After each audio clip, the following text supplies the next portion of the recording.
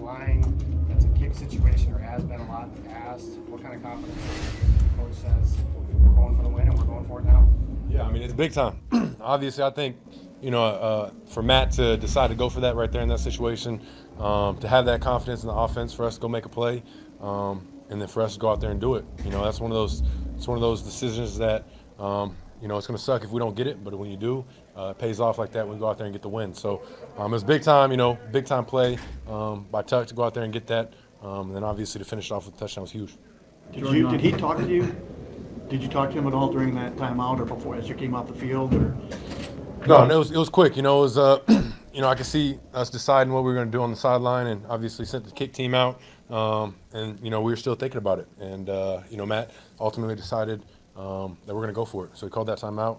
But that's really just all Matt having that confidence in us.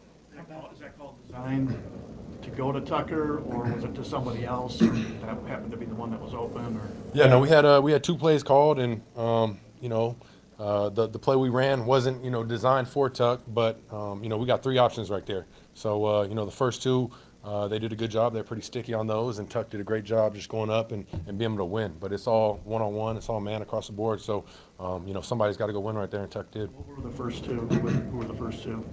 Sorry. The first 2 options that you had. It was everybody that was over there. The first 2, we had an out, we had a pivot, and then Tuck on the corner. Coming off the field, you see your field goal unit coming in. How badly in your mind are you wanting to not come off the field and go for that 4th down? What's going through your mind there? Yeah, it's a tough one. You're sitting there, you're thinking what the situation is, and obviously 3 points ties it up. But you sit there and you're like, man, there's a lot of time left. So, you'd hate for them to just need to go down there and kick a field goal for the win with that much time and that many timeouts. So, it's obviously it's a tough decision. You don't have a lot of time to sit there and think about it. But at the end of the day, I'm glad that Matt made that decision to go with the offense, and we went out there and executed. Dontavion goes down. You're already missing guys. 6 points in the first half. Where's the conversation like to begin the second half, and where does that confidence kind of come from? Yeah, no, I think first half we didn't play great. We didn't play our best. We had just a lot of drives that just stalled. So obviously we had to find a way to keep getting the best plays and keep finding ways to stay on the field. And obviously the conversations at half are we're much better than the way we're playing. We need to go out there, help the defense out, and start putting up some points.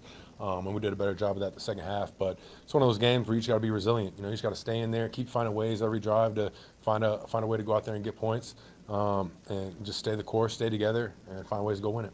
What's it like from your vantage point watching what Micah is doing right now?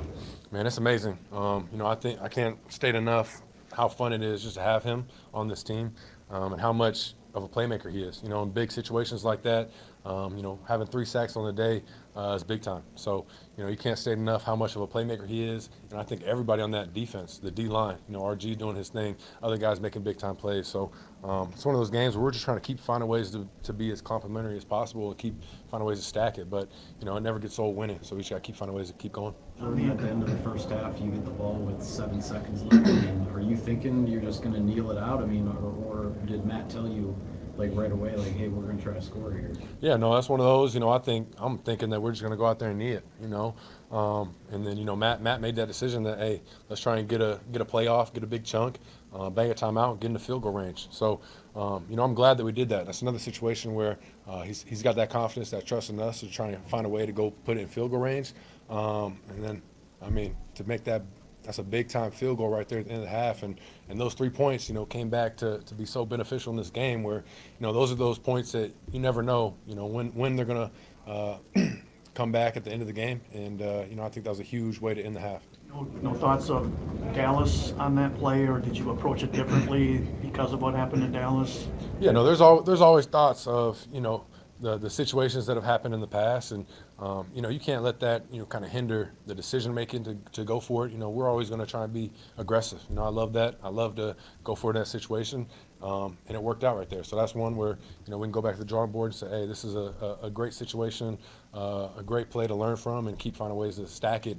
But Dallas, you got to learn from plays like that and find ways to be better. Josh not 100% again today. Your thoughts on his performance and the positions that he put you guys in, especially at the end?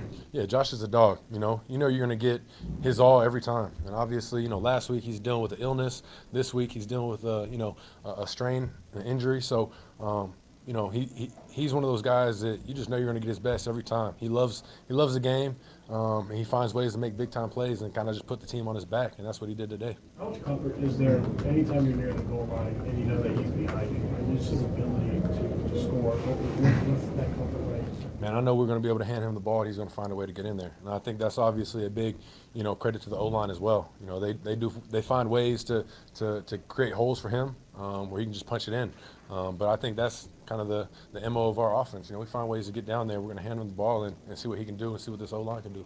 What was the degree of difficulty on that fourth down throw? It looked like you put a little extra touch on it. Was that just to make sure it was on the money, or did you have to get it over somebody? Or?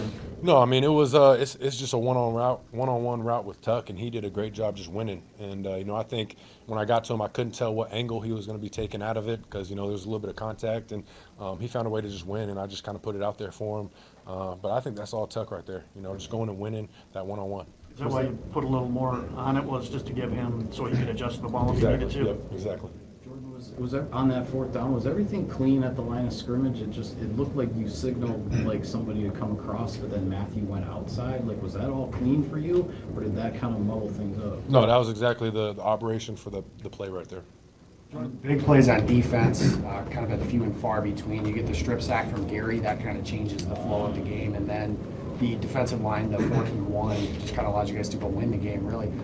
Just speak to what that does for the offense, getting you guys the ball with short fields. No, it's huge, and I think that's the area that we've been harping on so much throughout the week. Is I think it hasn't been up to the standard that we wanted as defense of finding ways to create turnovers. And it's one of those things that every week we have ball meetings trying to find ways to come out with turnovers. And what a big time play by RG right there to get that strip sack. And that's when you can play complementary ball. We get the ball in great field position, got to find a way to go out there and score. But I think anytime the defense can create turnovers, it's going to put us in a great position as an offense. But we just got to find a way as defense to keep going out there, hunting those turnovers, and as offense, finding ways to keep, not giving the ball up. That first fourth down throw to Romeo, did that throw need to be flatter, or was that just a miscommunication on your guys' part? I just missed it. I just missed it just a hair, out in front of him too much. We actually, we got to a play and versus a look we thought they were getting to, and they got to something else. And, Rome did a great job winning, and I just put it out there a little too much for him.